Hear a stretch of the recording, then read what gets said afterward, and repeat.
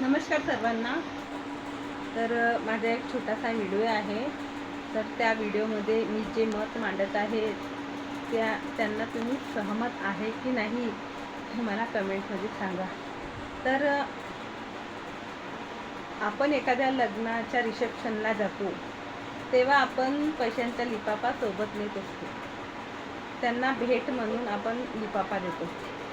पण जेव्हा आपल्या जवळचं कोणी रुग्णालयामध्ये जीव मुठीत धरून लढत असतो तेव्हा आपण त्याला भेटायला जातो, तेव्हा आपण कोणताही लिफाफा सोबत नेत नसतो.